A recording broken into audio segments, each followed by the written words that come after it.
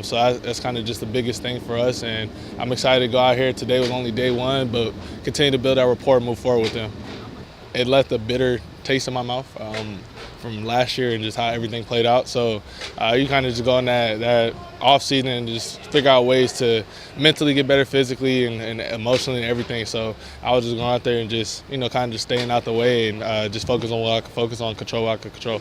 We are not the only ones excited about year 3 for JD5. Our veteran defensive end Dietrich Wise joined NFL Network and had this to say about his teammate. You've seen Jaden a little bit, at least, I would imagine, coming back in this offseason. What do you anticipate seeing from him as he goes into year 3?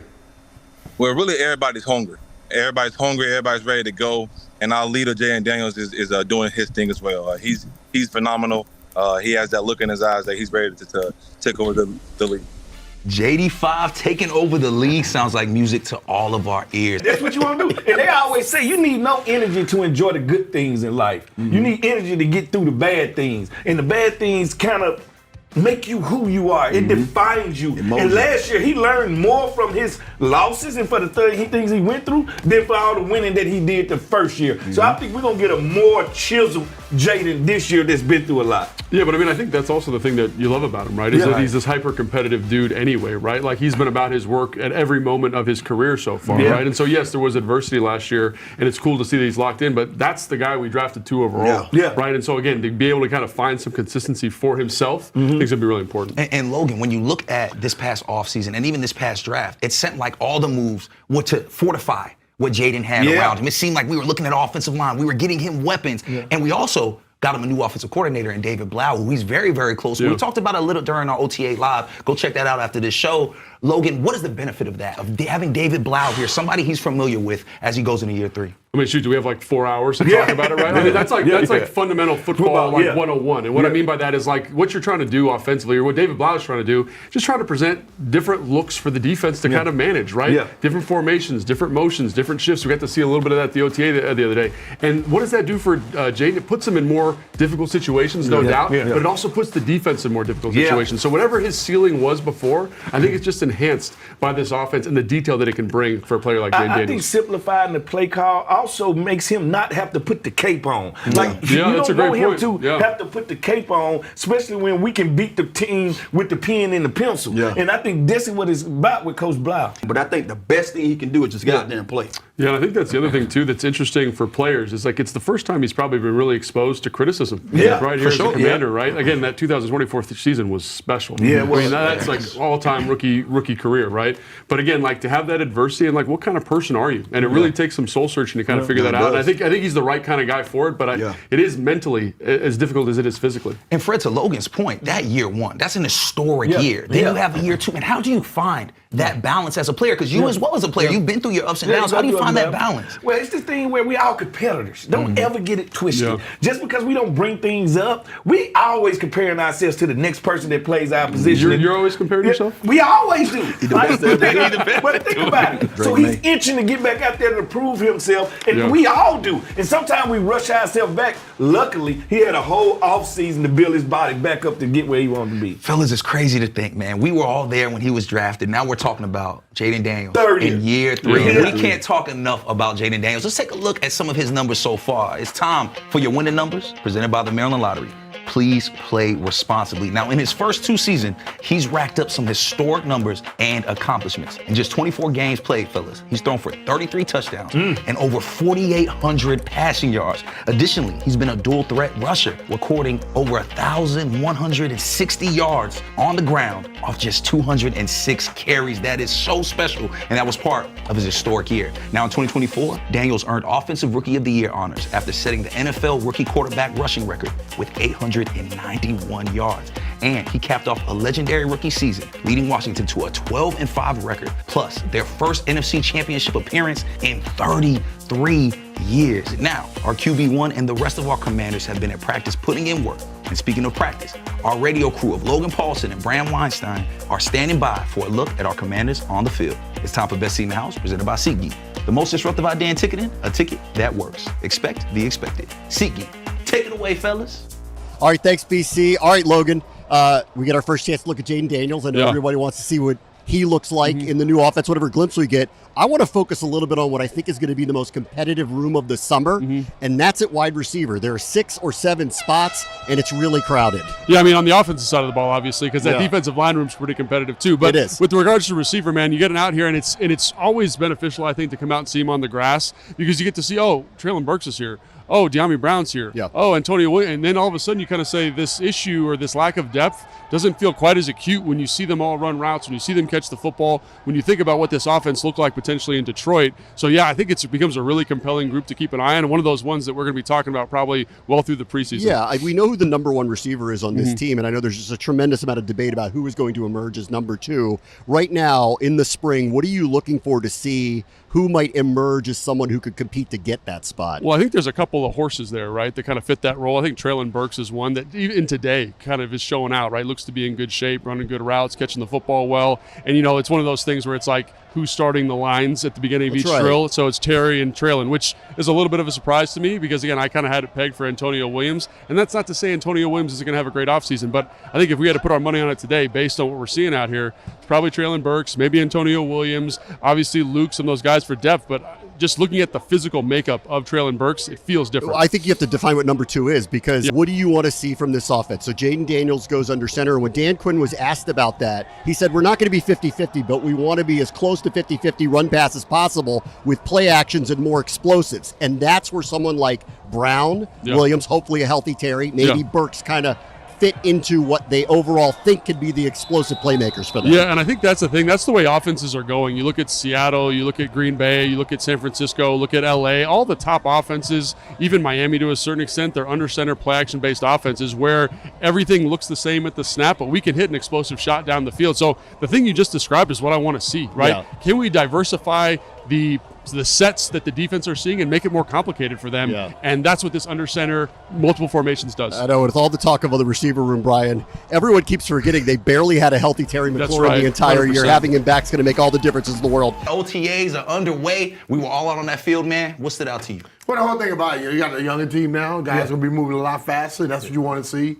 And it's just guys that are willing to learn. Yeah. That's all I look for. When OTAs, I always thought about when you get out there, look at the excitement that people have. Yeah, the energy. And the energy. Yeah. And to see if that's going to last. Because, I heard you talking about some stuff like as you went through it, that you begin to you know when to turn it on, when to turn it off. Yeah. These young guys don't know that just yet. Yeah. But I heard Logan say, well, he was fighting for his life. Yeah.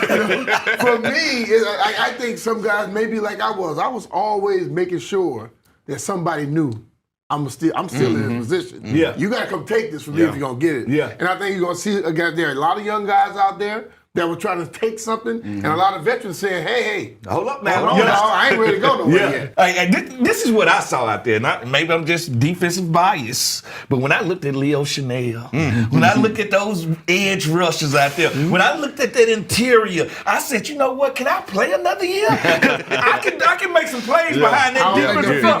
You don't think I got it? I don't think the feet gonna let you play. I'm saying to be man, just the youth, just the energy, just the passion, just the size. Man, I am so excited to see what these guys can put together as a defense as a whole. That caught my eye, for sure. I was enamored with just seeing. Man, we were just talking about a couple of these positions being our weakest link. Yeah, the edge. Yeah. And now you're sitting there like, we got some problems. We got a lot of problems. Because, when you hear the linebacker room and you say, well, you got Louisville, you got this guy, you got George. Sonny Styles. Hey, these guys going to be battling. It's going to be hard to get a guy, too, to somehow, well, we're going to have to put you on practice squad or we're going to have to cut you. They're going to have some problems. So I love the fact that we have those problems because that just letting you know we in for something real good. We in for having one of those seasons that we saw 2 years ago. When we was walking over here, we talked about something. Have people forgot about Dorrance Armstrong, Deatrice Wise, John Baptiste? Yes. But see, you get hurt, you forget about it. Yeah, for sure. But they don't understand in this sport.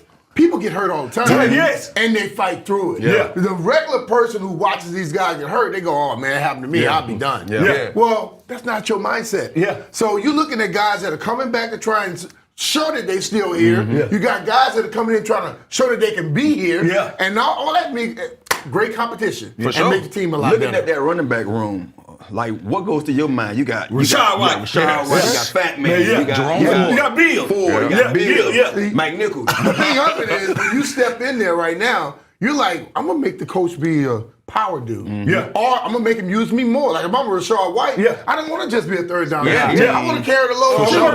If For I'm sure. Bill, well, you know what? Hey, I'm going to show you why y'all was excited about me. Yeah. And, man, we look at McNichols. McNichols been doing this thing for a long time. I can say how he does still make getting it done. plays. Yeah. So, I mean, I love all of these different guys in these different positions because I just want to see competition. Yeah. You know, as soon as I saw the schedule, I immediately stated, we got to up the ante. Yes, We got to up the intensity. Yeah. And I think all this competition is going to make that happen. And somebody I know is ready for this competition is our rookie Katrin Allen, man. He is a big dude, looking massive in that 31. Had a little one-hand snag during OTAs. They call him Fat Man, but he looks like a big man right there. Meanwhile, next stop is just like 30 miles from Baltimore, and that's in our nation's capital. Jaden Daniels only played 7 games last year because of a variety of injuries. Only 4 of those were played in full. The team was 5-12 after being in the NFC Championship game the year before. So, Jaden, talk to me about how you felt at the end of last season. It left a bitter taste in my mouth. I made it more kind of like a miserable feeling not be able to go out there and do what I got to do on a daily basis without having setbacks. Do you feel like you have anything to prove this year?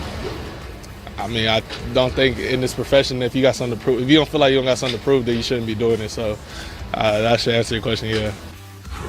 I want to start this one with Wilbon because you still are there in D.C. so much of the time.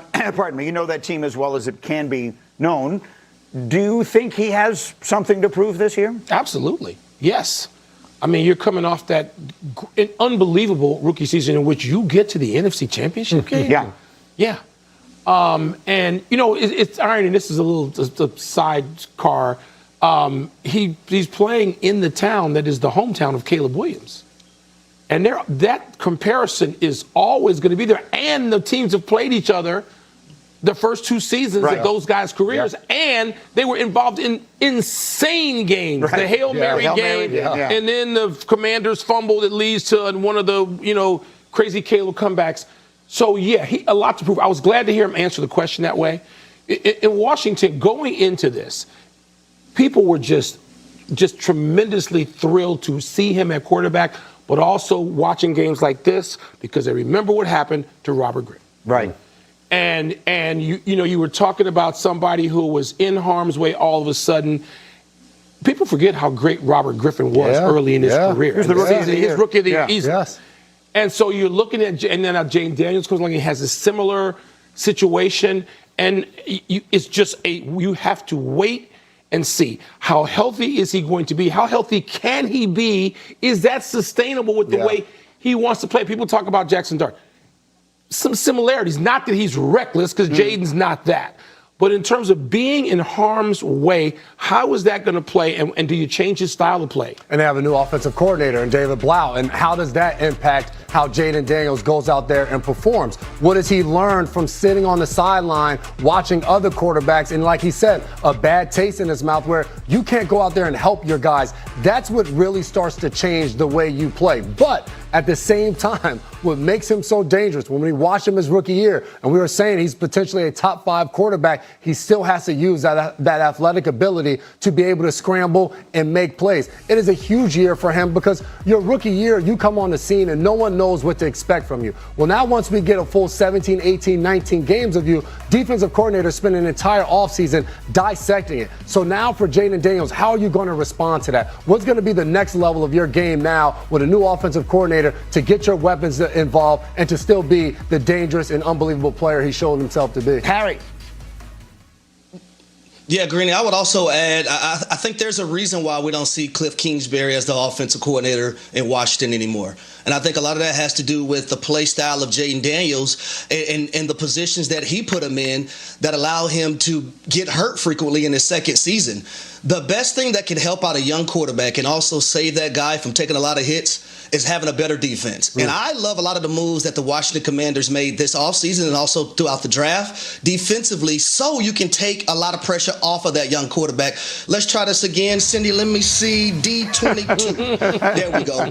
Too late. It was already up. These are some of the additions that they made. Exactly. These are some of the additions that they made on defense. And Dan Quinn, we got to remember, as a head coach, he is a defensive-minded guy. So he understands through and through that you must protect your young quarterback who happens to be a franchise changer by defensively being better on that side of the football.